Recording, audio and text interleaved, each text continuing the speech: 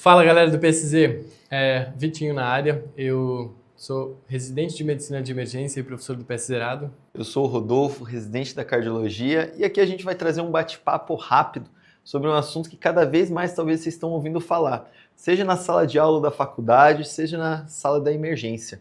Seria OCA, Oclusão Coronariana Aguda.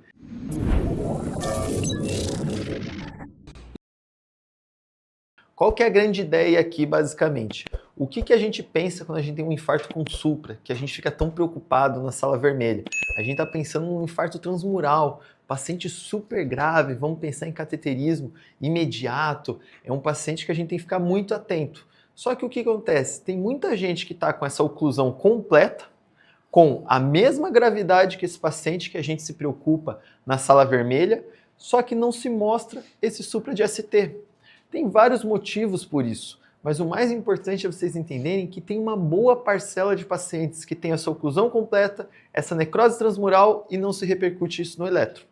E cada vez mais estão tentando tirar então esse termo de infarto com supra, que foi sim muito importante, é ainda muito importante. É válido a gente lembrar que lá na história da cardiologia, antes, no infarto, a gente falava infarto com onda Q sem onda Q, essa era a divisão.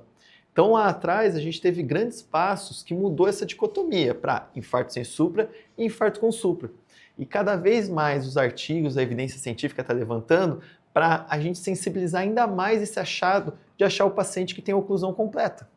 Trazendo não só o termo infarto com supra, é não procurar só o supra de ST, é procurar coisas a mais. Aí vem o termo oclusão coronariana aguda ou NOCA, não oclusão coronariana aguda. Tá bom? E tem alguns padrões que a gente pode conversar aqui. Vou passar a palavra para o Vitinho falar um pouquinho para a gente. Inclusive eu acho que o supra, eu não quero que vocês deixem cair em desuso.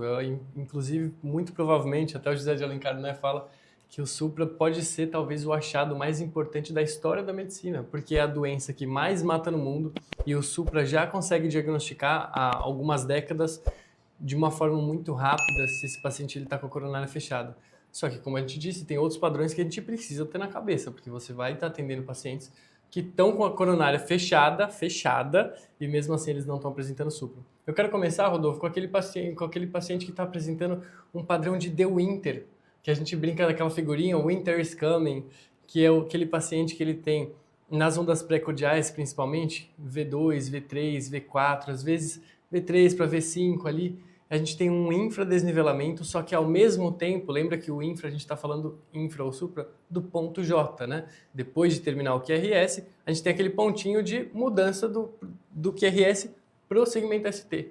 Esse ponto J, quando ele está infrado, porém a gente tem uma onda T ascendendo, de repente ela se torna apiculada e positiva. Ué, a onda T está positiva e grande, apiculada, mas a gente tem o infra do ponto J. Depois que você termina o QRS, está lá embaixo da sua linha de base, né? Quando a gente tem um infra com uma onda T ascendente, apiculada, nessas paredes que a gente falou, a gente chama padrão de De Winter.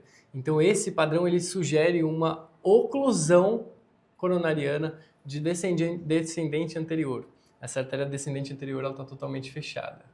Qual mais quer citar agora? Perfeito. E isso, às vezes, essas alterações que a gente está falando, por que a gente fala que um paciente com infarto, ali a gente tem que fazer ECGs seriados? Porque esses padrões que a gente está falando, às vezes eles vão evoluir com o supra. Então agora não está suprado, mas daqui 5 minutos você refaz o eletro, vai estar o supra lá.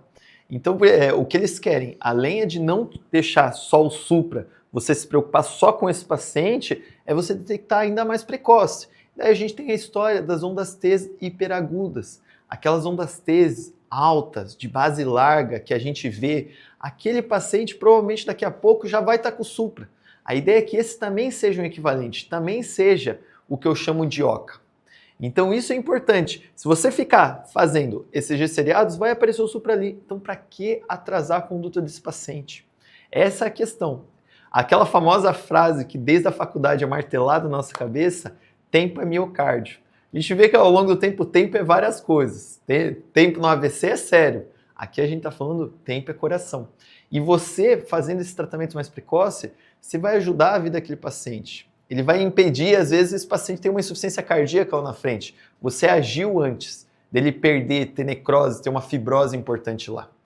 Então ali, outros padrões que vem interessante, além dessa onda T hiperaguda, por exemplo, um epônimo muito famoso é o padrão de Aslanger, que é onde a gente pensa em infarto de parede inferior, seja ali quando pega CD ou CX, qual seja o dominante, onde você vai ver um supra de D3, você vê um infra de V4 a V6 e você vai ver um segmento de ST de V1 mais elevado que o de V2. Daí o Vitinho, ainda mais conhecedor do que eu, o cenário de emergência, tem outros padrões aí de cabeça. Inclusive, o que é legal de pegar desse padrão de Aslanger, eu já peguei na emergência uma vez, é interessante que assim, o pessoal fala assim, nossa, mas eu não consigo decorar, é muita regra que você falou agora, né, do infra, do V5 V6, o V1 maior que V2, ali no segmento ST, mas eu penso sempre numa coisa, a gente sempre fica pensando nessa parede, né, será que fechou duas derivações contíguas? Não, mas tem só o D3 e só o D3 está soprado. Aí você para e fala, opa, vamos ver se tem Aslanger, aí você entra no Google e checa lá as outras características do Aslanger e coloca, né? Isso já aconteceu comigo, foi super interessante, assim, academicamente. Mas eu queria falar sobre a bandeira da África do Sul. É outro padrão que a gente conhece recentemente, tá? E antes, para vocês, eu vou explicar para vocês um pouco de vexilologia, o estudo das bandeiras, para vocês entenderem por que chama padrão da bandeira da África do Sul. Quando a gente pensa num eletro, imagina um eletro aqui, tá? Vocês estão vendo um eletro aqui na minha frente. Então, vocês estão vendo aqui D1, D2, D3. A VR, a VL, a VF. E aí começa as pré-codiais, né? V1, V2, V3, V4, V5, V6. Você tem, então, dessa parede formando um Y, você tem D1, AVL e V2, certo? E a outra parte do Y do cabinho de baixo aqui é o D3. Agora, pensa numa situação.